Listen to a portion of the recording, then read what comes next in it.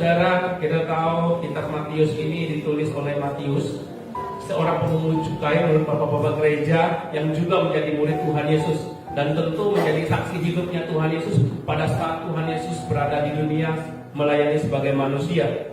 Nah, Bapak Ibu Saudara yang dikasihi oleh Tuhan Yesus, kitab Matius pasal 24 dan 25 ini berbicara tentang akhir zaman, tentang nubuatan. Apa itu akhir zaman? Apa itu nubuatan? Sesuatu yang akan terjadi di kemudian hari. Tuhan Yesus menyampaikan pesan ini kepada orang percaya, kepada para murid, kepada orang-orang yang mengikuti dia pada saat itu. Dan hari ini kita juga mendengarkan khotbahnya Tuhan Yesus tentang akhir zaman. Dan pesan ini penting supaya kita tetap senantiasa berjaga-jaga. Bapak Ibu Saudara yang dikasihi oleh Tuhan, hari ini kita melihat perkembangan teknologi luar biasa. Setelah Perang Dunia Kedua, komputer diciptakan sebesar ukuran rumah ini, saudara. Sangat tidak portable, sangat sulit dioperasikan. Steve Jobs dan Bill Gates menciptakan sebuah komputer yang bisa diletakkan di atas meja, yang sekarang masih banyak yang menggunakan. Setelah itu muncullah lagi perkembangan luar biasa, menciptakan laptop yang bisa dibawa kemana-mana. Dan hari ini komputer itu bisa disimpan di saku yang berbentuk HP. Perkembangan yang sangat luar biasa. Pada tahun 1945, sekitar 78 tahun yang lalu, ketika Hiroshima Nagasaki dibom dengan bom atom, ada 140.000 manusia mati, termasuk yang terkena radiasi. Itu sudah canggih sekali, Bapak Ibu Saudara. 78 tahun yang lalu, manusia sudah menciptakan sebuah bom atom yang bisa memusnahkan banyak orang dalam waktu sekejap. Lihat juga di berita bagaimana Israel dengan Hamas dan bagaimana Israel mempertahankan supaya mereka tetap aman. Mereka menciptakan Iron Dome yang bisa meledakkan roket di atas udara dan mereka selamat dari serangan-serangan itu. Ribuan datang, tapi mereka bisa hancurkan di atas udara. Itu perkembangan yang sangat luar biasa. Yang hari ini juga kita akan belajar nanoteknologi. Saya pernah nonton film Iron Man 3 di Plaza Indonesia di Jakarta. Waktu itu tahun 2013. Manusia berubah jadi robot dengan menggunakan alat yang kecil. Seluruh manusia menjadi robot. Berkembang terus semakin hari, alat yang digunakan itu semakin kecil, tapi bisa mengubah unsur tubuh manusia. Belasan tahun lalu di Merauke itu pernah dibuka satu film tentang akhir zaman. Ada namanya chip implan yang dipasang di tangan. Ukurannya bentuk beras. Setiap orang yang pakai itu ada maksudnya. Orang yang pakai itu pengikut iblis, pengikut setan. Yang dikasih angka di dalam kitab Wahyu 13 itu 666, triple six. Sekarang sudah belasan tahun kemudian, hari ini kita nggak tahu apakah dia tetap berubah sebesar beras atau dia lebih kecil lagi. Tapi yang pasti ikut perkembangan zaman, benda itu semakin kecil. Hari ini saya ingin mengajak kita untuk merenungkan Tuhan tentang berjaga-jaga. Saya tahu hari esok, tapi yang pasti hidup manusia di dunia ini 100% mati. Kita mengenal dosa, kita mengenal namanya kematian. Kita nggak tahu kapan, di mana, dan dengan cara apa Tuhan memanggil setiap kita. Tapi 100% kita di dunia ini pasti mati, akan kembali ke tanah. Roh kita akan kembali kepada Tuhan. Oleh sebab itu, hari ini sebelum Tuhan datang, kita harus berjaga-jaga. Kedatangan Tuhan ada dua hal. Yang pertama, dia datang secara pribadi menjemput kita. Entah kita melalui sakit, entah kita kecelakaan, kita nggak tahu. Dan yang kedua, tahu Bapak Ibu Saudara, rapture, pengangkatan. Itu janji Tuhan bahwa dia akan datang untuk menjemput setiap kita dengan cara rapture, pengangkatan. Kita harus senantiasa berjaga-jaga. Karena itu berjaga-jagalah, sebab kamu tidak tahu pada hari mana Tuhanmu datang. Tetapi ketahuilah ini, jika tuan rumah tahu pada waktu mana pada malam hari pencuri akan datang, sudahlah pasti ia akan berjaga-jaga dan tidak akan membiarkan rumahnya dibongkar. Pesan penting dua ayat ini aja, saudara. Dua kali disebutkan di situ apa katanya, saudara? Berjaga-jaga. Menurut kalimat asli Tuhan Yesus pada saat dia berkhotbah saat itu. Ini kan khotbah Tuhan Yesus terakhir sebelum ia ditangkap, sebelum ia disalibkan, sebelum dia dibunuh. Dia menyampaikan pesan ini kepada orang-orang yang mengikuti dia saat itu, supaya berjaga-jaga. Berjaga-jagalah, sebab kamu tidak tahu pada hari mana Tuhanmu datang. Tapi ketahuilah ini, jika tuan rumah tahu pada saat mana pada malam hari pencuri akan datang, sudahlah pasti ia akan berjaga-jaga dan tidak akan membiarkan rumahnya dibongkar. Kata berjaga-jaga di ayat pertama itu apotheos, yang artinya tidak tidur. Kalau di Eropa musim dingin, kalau mereka sedang berada di luar musim dingin, mereka tertidur, mereka akan selamanya tertidur dan mati karena beku oleh es. Makanya seringkali mereka merumpamakan tertidur itu dengan mati. Tidur itu artinya kita senantiasa ada connect sama Tuhan, komunikasi sama Tuhan. Dan yang kedua, tetapi ketahuilah ini, jika tuan rumah tahu pada saat mana pada malam hari pencuri akan datang, sudahlah pasti ia akan berjaga-jaga dan tidak akan membiarkan rumahnya dibongkar. Apa arti dari berjaga-jaga di sini, saudara? Kalau bahasa asli yang Tuhan Yesus sampaikan saat itu adalah Gregorios. Gregorios ini artinya berhati-hati, waspada. Kita sudah berhati-hati, tapi orang tidak berhati-hati, tabrakan jadinya. Kakak saya kemarin saya antar ke rumah sakit Antonius. Sebenarnya kejadiannya sama-sama tidak hati-hati sebetulnya. Terjadilah kecelakaan, nabrak besi, kepalanya bocor, punggungnya di belakangnya bengkak, punggungnya sakit. Karena puji Tuhan udah mulai membaik. Pesan Tuhan Yesus buat kita hari ini yaitu apotheos dan Gregorios. Jangan tidur.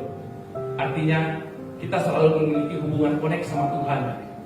Gregorios, hati-hati, waspada, dimanapun kita berada. Kita harus senantiasa mengandalkan Tuhan. Daud ini bisa berhasil dalam segala peperangan. Ketika mengalahkan orang Filistin, dia bisa menang. Mengalahkan Goliat yang besar, bisa menang. Rasanya cuma satu, dia dekat dengan Tuhan. Dia bertanya sama Tuhan. Kalau dia dekat dengan Tuhan, bertanya sama Tuhan, artinya apa? Dia berhati-hati dalam menjalani tugas dan tanggung jawabnya, hidupnya. Dia berhati-hati, waspada. Tuhan, apakah aku harus berperang? Majulah. Maka dia maju. Apakah aku harus serang, Tuhan? Stop, tunggu. Kamu sembunyi di pohon-pohon ketau. Saat bunyi derak dan sebagainya, langkah musuh, baru kamu serang. Nah, itu.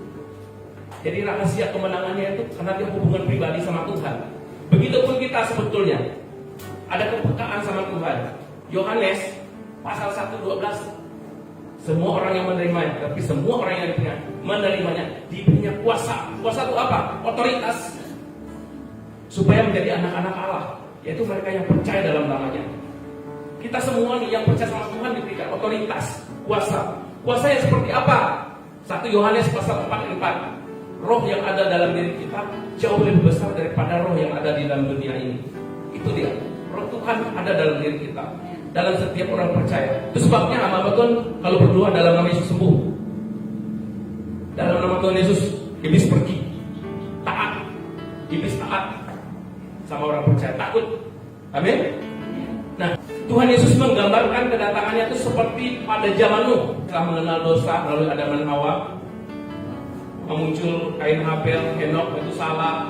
Zaman Nuh, umur mereka waktu itu hampir 1000 tahun, saudara. Yang paling tua itu Metusalah, 969 tahun umurnya. Hampir 1000 kan. Jadi pada saat itu perkembangan manusia, penduduk manusia itu sangat banyak. Lalu Tuhan melihat moral manusia sudah rusak. Kejahatan terjadi di mana-mana. Pembunuhan, pemerkosaan dan sebagainya. Menyesal telah menjadikan mereka. Allah sedih telah menjadikan mereka. Nah, itu sebabnya Tuhan berfirman kepada Nuh untuk membuat bahtera. Nuh tahu, Nuh sadar, Nuh peka terhadap Tuhan. Oleh sebab itu dia taat. Dia kerjakan apa yang Tuhan perintahkan. Dia buat bahtera. Walaupun pada saat itu dia diejek, dihina, diolok, bikin bahtera kapal di atas gunung. Itu sesuatu yang konyol. Tapi Nuh tidak perhatikan apa yang orang sampaikan. Dia tetap jangankan, karena dia tahu maksud dan tujuan Tuhan. Orang-orang tidak sadar. Pada saat kapal itu sudah jadi, naik atas kapal itu, turunlah hujan. Hari pertama hujan turun. Orang-orang mungkin menganggap itu hal biasa. Tidak masalah, ini hujan biasa. Hari kedua, ketiga, hujan pun tidak berhenti. Sampai rumah mereka terkena air. Mereka harus lari ke tempat yang tinggi. Pada saat mereka lari ke tempat yang tinggi, barulah mulai muncul ketakutan. Ini bahaya. Kita bisa binasai. Mereka baru berteriak sama Tuhan. Tuhan tolong. Tapi sudah terlambat. Akhirnya pintu ditutup, mereka tinggal di atas kapal. Dan semua orang yang minta tolong sudah terlambat. Nyawa mereka sudah tidak tertolong lagi. Hari ini bahwa hal itu bisa terjadi sama kita kalau kita tidak mau berjaga-jaga, berkomunikasi selalu sama Tuhan. Hari ini kita belajar korban Tuhan Yesus supaya kita Ahoteos dan Gregoreos berjaga-jaga, waspada, karena kita tidak tahu kedatangan Tuhan. Kedatangan Tuhan itu seperti pencuri, tidak ada yang tahu. Masa pencuri kasih tahu, bro, nanti saya nyuri ya di rumah kamu malamnya jam 9 lewat 40 menit 3 detik. Sudah mungkin dia kasih tahu begitu kan? Dia akan datang dengan tidak diketahui oleh kita. Ayub pasal 42 ayat 2 katakan, aku tahu bahwa engkau dapat melakukan segala sesuatu dan tidak ada rencanamu yang gagal. Tapi kita lihat, manusia pertama diciptakan apa? Gagal kan?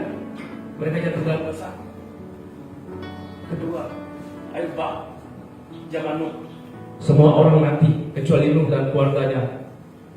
Kita lihat raja pertama Israel dari keturunan Benyamin, Saul, dipilih jadi raja Israel pertama, tapi ditolak oleh Tuhan.